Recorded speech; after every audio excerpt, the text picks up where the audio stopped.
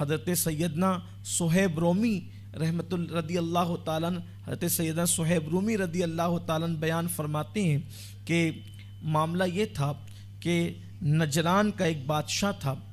وہ بادشاہ چونکہ اس نے اپنے آپ کو سجدے کروانا شروع کیا اور لوگوں سے جو ہے وہ اپنی عبادت کا خراج وصول کرنا شروع کیا، تو اس وقت اس نے اپنے پاس جادوگروں کو رکھا تھا.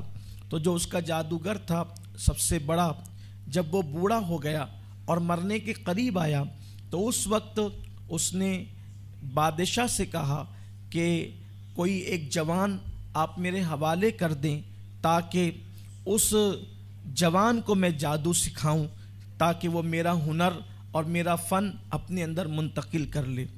خدا کا کرنا یہ کہ بادشاہ نے اپنی رعایا کے اندر بہت لوگوں کو دیکھا کہ کون ایسا ہے جس کو جادوگر کے حوالے کیا جا سکتا ہے. اتفاق سے ایک جوان پر، نوعمر جوان پر اس کی نظر پڑی. وہ بڑا ہونہار تھا، بڑا دانشمند تھا، عقلمند تھا. تو بادشاہ کو اس کی دانشمندی اور عقلمندی پسند آئی. اس نے اس نوعمر جوان کو جادوگر کے حوالے کر دیا. اب وہ جوان جادو سیکھنے کے لیے اپنے گھر سے نکلتا اور گھر سے نکلنے کے بعد اس جادوگر کے پاس جاتا. جب راستے میں آتے جاتے وہ جادو سیکھنے کے لیے آتا جاتا تو ایک گرجا تھا جس میں ایک راہب رہتا تھا. وہ راہب انتہائی نیک، پرہیزگار اور متقی تھا، اللہ والا تھا وہ، اس لیے کہ یہ حضور اکرم صلی اللہ علیہ وآلہ وسلم کی آمد سے پہلے کا واقعہ ہے، اور یہ بات اللہ کے حبیب علیہ الصلاۃ والتسلیم نے خود بیان فرمائی ہے. تو وہ آتے جاتے جب اس راہب کو دیکھتا تو راہب کی کشش، راہب کے چہرے کی نورانیت، راہب کا تقوی، اس کی سادگی اس کو بہت متاثر کرتی. تو اس جوان نے آتے بھی اور جاتے بھی راہب کی کٹیا میں، اس کے گرجا میں بیٹھنا شروع کیا. اب جادوگر سے زیادہ لگاؤ اس جوان کو اس راہب سے ہو گیا. اس سے پتہ چلتا ہے کہ حرام کاموں کے اندر کشش نہیں ہے اور سچائی کے اندر کشش ہے، اور لوگوں کو قریب کرنے کا جو معاملہ ہے وہ اگرچہ جادوگر، شعبدے باز لوگ بہت ساری چیزیں کر کے اپنے قریب کر لیتے ہیں، لیکن وہ زیادہ دن تک کے لوگوں کو ملمہ سازی کی بنیاد پر قریب نہیں رکھ سکتے. اللہ تبارک و تعالیٰ نے حقیقت اور حقانیت کے اندر وہ کشش، وہ لذت اور وہ جاذبیت رکھی ہے کہ وہ لوگوں کو اپنی طرف کھینچتا ہے. اسی طرح راہب کے تقوی نے، پرہیزگاری نے اس جوان کو متاثر کیا، اور بالآخر وہ جوان جب بیٹھتا تو بہت دیر تک بیٹھتا. اب ایسا ہوا کہ گھر جاتا تو گھر والے کہتے اتنی دیر سے کیوں آیا. راہب کے پاس سے نکل کے جادوگر کے پاس جاتا تو جادوگر کہتا اتنی دیر سے کیوں آیا. بالآخر وہ لڑکا پریشان ہوا، راہب نے اس کو اس کا حل بھی بتایا، اور پھر ایسا ہوا کہ اب وہ نوجوان جو ہے یہ سوچنے لگا کہ میں راہب کے پاس بھی بیٹھتا ہوں، راہب کی باتیں میرے دل کو ٹچ کرتی ہے، میرے دل کو متاثر کرتی ہے، لیکن جادوگر سے وہ متاثر نہیں ہوا تھا کیونکہ وہاں تو منتر جنتر ہی پڑے جاتے تھے. بالآخر ایک مرتبہ ایسا ہوا کہ ایک جانور آ کر کے لوگوں کا راستہ روک لیتا ہے، اور لوگ ادھر کے لوگ ادھر اور ادھر کے لوگ ادھر، اور بیچ میں وہ جانور اس کے خوف کی وجہ سے کوئی راستہ پار نہیں کر سکتا تھا. اس مشکل کے اندر لوگ تھے. ایسے میں اس جوان نے جب دیکھا کہ جانور نے لوگوں کا راستہ روک رکھا ہے اور اس کی دہشت اور وحشت کی وجہ سے کوئی بھی اس جانور کے قریب جانے کے لیے اور آگے پیچھے ہونے کے لیے تیار نہیں ہے، تو اس نے پتھر چھوٹا سا اٹھایا، اور چھوٹا سا پتھر اٹھانے کے بعد اس نے اللہ کی بارگاہ میں یہ دعا کی، اے اللہ، اگر یہ راہب جس سے میرا دل بے حد متاثر ہے، اگر یہ راہب حق پر ہے اور تیری بارگاہ میں اس جادوگر سے زیادہ مقبول ہے، جادوگر سے زیادہ اگر وہ تیری بارگاہ میں مقام مقبولیت رکھتا ہے اور حقانیت کا مقام رکھتا ہے، تو یہ جانور اس پتھر سے مر جانا چاہیے. جیسے اس نے چھوٹا سا پتھر اس جانور کو مارا تو وہ طاقتور جانور چھوٹے سے پتھر سے مر گیا. یہ واقعہ آ کر کے उस राहिब को उस जवान ने बताया, इसलिए कि अब वो जवान पर खुल चुका था कि जादूगर हक पर नहीं है बल्कि राहिब हक पर है, अल्लाह का बरगज़ीदा बंदा हक पर है। तो राहिब को जब ये बात बताई कि आप तो अल्लाह की बारगाह में बहुत मकबूल है, तो राहिब ने कहा, ए जवान, मुझसे ज़्यादा मकबूलियत अब अल्लाह की बारगाह में तेरी है, इसलिए कि अल्लाह तबारक व तआला ने तुझे एक बहुत बड़े मकसद के लिए खड़ा किया है और तुझसे बहुत बड़ा काम लिया जाना है। देख, अब तेरे हाथों पर अल्लाह तबारक व तआला ऐसी करामतों का ज़हूर फरमाएगा, लेकिन याद रखना, जब तू हक़ के लिए उठेगा, जब तू सच्चाई के लिए उठेगा, जब तू सदाकत के लिए उठेगा, जब तू अल्लाह के दीन के लिए उठेगा, तो तेरा इम्तिहान लिया जाएगा और तुझे आजमाया जाएगा, तुझे तुझ पर तरह तरह की मुसीबतें डाली जाएगी। लेकिन उस वक्त जब तुझसे कोई पूछे कि ये रास्ता तुझे कहाँ से मिला, तो तू हरगिज़ मेरा नाम मत बताना। उसने कहा ठीक, और उसके बाद फिर ये हुआ कि वो राहिब के पास से चला गया। अब उस जवान के अंदर अल्लाह ताला ने इतनी क़ुव्वत पैदा फरमा दी कि वो जवान किसी कोड़ी पर हाथ रखता तो अल्लाह कोड़ी को शिफा अता कर देता, किसी अंधे के लिए दुआ करता, अल्लाह अंधों को आँखें अता कर देता। इसी तरह अल्लाह अकबर, किसी बीमार के लिए दुआ करता तो बीमार को शिफा मिल जाती। ज़रा गौर करें मेरी कौम के जवान, ज़रा गौर करें, अगर ईसा अलैहिस्सलाम की उम्मत का कोई जवान नेक और परहेजगार बन जाए तो अल्लाह उसकी दुआ में इतनी तासीर पैदा फरमा देता है।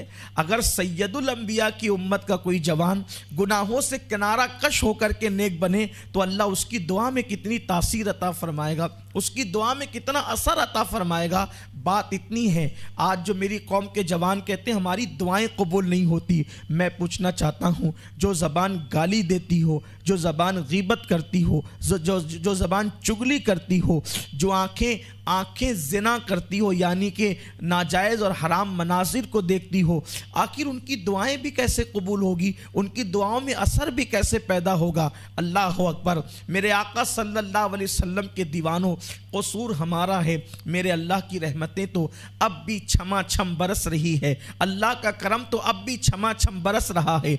उदऊनी अस्तजिब लकुम का फरमान तो अब भी पूरी रानाइयाँ बिखेर रहा है, लेकिन हम ही हैं कि हमारे पेट के अंदर हलाल लुक़मा नहीं, हम ही हैं हमारे आँखें हराम मनाजिर से भरी हुई है, हम ही हैं हमारे कान हराम सुन रहे हैं, हमारी ज़बान हराम काम कर रही है। आप मुझे बताएं फिर दुआओं में तासीर कैसे होगी।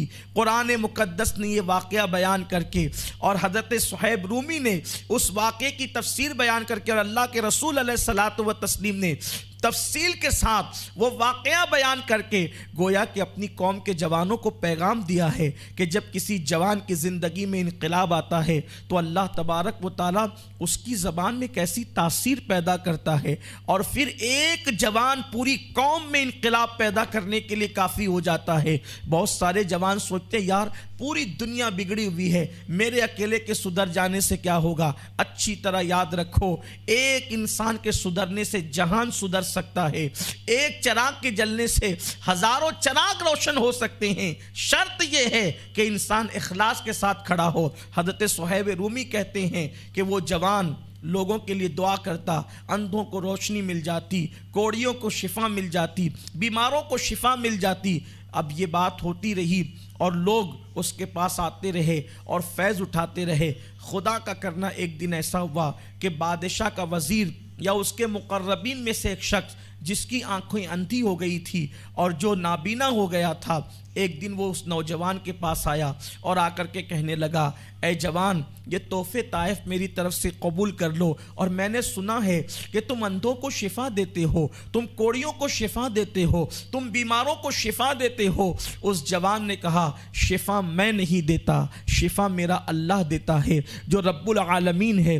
अल्लाह अकबर। उसने कहा, क्या तुम मुझे शिफा दे सकते हो? कहा, मैं किसी को शिफा नहीं दे सकता, अलबत्ता अगर शिफा चाहते हो तो मेरे अल्लाह पर ईमान लाओ, अल्लाह पर ईमान लाओ, मैं दुआ करूंगा उसकी बरकत से अल्लाह तुम्हारी आंखों को मुनव्वर कर देगा। और ऐसा ही हुआ, उस शख्स ने कलमा पढ़ा, वो मुसलमान हो गया और फिर अल्लाह ने उसकी आंखों को रोशन कर दिया। अब फिर वो बादशाह के पास जाकर के बैठा, बादशाह के पास जाकर बैठा, پہلے کی طرح اس نے پھر اپنی ڈیوٹی کو نبھانا شروع کیا تو بادشاہ نے پوچھا تم تو نابینا ہو گئے تھے، تمہیں یہ روشنی کہاں سے ملی؟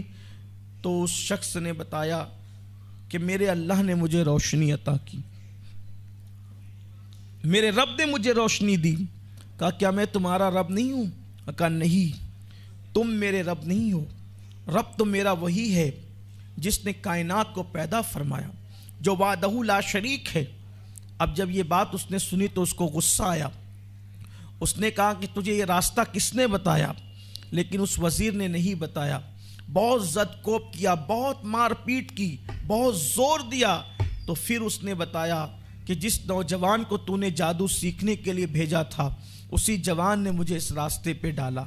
اب وہ جوان کو پکڑا گیا، پکڑنے کے بعد اس جوان کو پوچھا گیا کہ آپ تو اتنا جادو سیکھ گئے کہ اندھوں کو آنکھیں دے رہے ہو، کوڑیوں کو شفا دے رہے ہو، بیماروں کو اچھا کر رہے ہو۔ اس جوان نے کہا یہ جادو کا اثر نہیں ہے، یہ میرے اللہ کا کرم ہے اور وہی شفا دیتا ہے۔ پھر اس کے بعد اس جوان سے پوچھا گیا کہ ہم نے تو تجھے جادو سیکھنے کے لیے بھیجا تھا لیکن تو نے یہ کیا کیا؟ تو اس جوان کو نے کوئی جواب نہیں دیا۔ پھر اس سے کہا گیا اب ایک کام کرو، جس اللہ کا نام لیتے ہو وہ اللہ کا نام لینا بند کر دو، اور جس دین کی بات کرتے ہو اس دین کی بات کرنا بند کر دو۔ اس جوان نے کہا یہ نہیں ہو سکتا، تجھے یہ راستے پر ڈالنے والا کون ہے؟ نہیں بتایا۔ جب بہت زد کوب کیا گیا، بہت مارا پیٹا گیا تو آخر کار اس کی زبان پر راہب کا نام آ گیا۔ اللہ اکبر! جب راہب کا نام آیا راہب کو پکڑا گیا۔ راہب کو پکڑ کر بادشاہ نے کہا کہ تم نے یہ سب معاملہ کیا ہے، تم نے یہ سب بگاڑ پیدا کیا ہے معاذ اللہ۔ اور اس نے حقانیت کی راہ کو، دین کی راہ کو بگاڑ کا نام دیا اس ظالم نے۔ اور پھر راہب کو طرح طرح سے ستانے کی کوشش کی گئی، پریشان کرنے کی کوشش کی گئی، اور راہب کو کہا گیا تمہیں یہ مذہب چھوڑنا ہوگا جس مذہب کی تم تبلیغ کر رہے ہو۔ لیکن اس راہب نے مذہب چھوڑنے کے لیے تیار نہیں ہوا۔ اللہ کے حبیب صلی اللہ علیہ وآلہ وسلم کی طویل حدیث کا مفہوم ہے، بالآخر اس راہب نے جب مذہب نہیں چھوڑا، جب دین نہیں چھوڑا، جب اللہ تبارک و تعالیٰ کی توحید کا دامن نہیں چھوڑا تو آرا منگوایا گیا اور اس کے سر پہ آرا رکھ کر کے آرا چلا دیا گیا اور اس راہب کو 2 حصوں میں تقسیم کر دیا گیا۔ آپ اندازہ کریں، ہم غور کریں، ذرا سوچیں تو صحیح کہ اللہ اکبر، ایمان بچانے والوں نے ایمان کیسے بچایا، دین بچانے والوں نے دین کیسے بچایا، مذہب بچانے والوں نے مذہب کیسے بچایا۔ آج کس قدر ہم لوگ جفا کار ہو گئے، کس قدر بے وفا ہو گئے۔ کہاں وہ کہ سروں پہ آرا رکھ کر کے آرا چلایا جاتا تھا، ایمان چھیننے کے لیے لوگ 2 حصوں میں تقسیم ہو جاتے تھے مگر ایمان چھوڑنے کے لیے تیار نہیں ہوتے تھے۔ آج میری قوم کے جوان گانوں کی دہلیز پر ایمان کا سودا کر رہے ہیں، دولت کے بل بوتے پر ایمان کا سودا کر رہے ہیں۔ میری قوم کی بیٹیاں اگر ان کو رشتے نہیں آتے تو معاذ اللہ شادی کرنے کے لیے ایمان کا دامن چھوڑتی ہوئی نظر آ رہی ہے۔ دنیا کے بھکاریوں سے اور دنیا کے مفاد پرستوں سے اور دنیا پرستوں کو بتا دیا جائے، ایمان دے کر کے رشتے خریدنے والوں، ایمان بیچ کر کے اپنی ہوس کو پورا کرنے والوں، ایمان چھوڑ کر کے چند دن کی رنگ ریلیاں منانے والوں، کوئی ہمیشہ اس دنیا میں رہنے کے لیے نہیں آیا ہے۔ یہ دنیا تو سرائے فانی ہے، کل من علیہا فان۔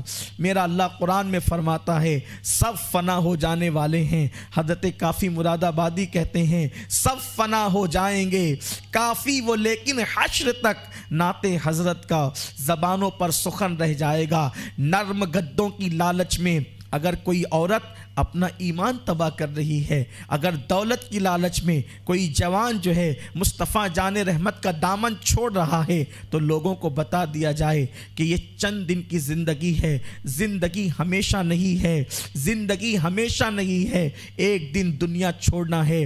موت کی تلوار لوگوں کے سر پہ لٹک رہی ہے، غربت کی چکی میں بھی پسوگے تو بھی یہ زندگی گزر جائے گی، اور راحت اور عیش کے ساتھ زندگی گزارو گے تو بھی یہ زندگی گزر جائے گی۔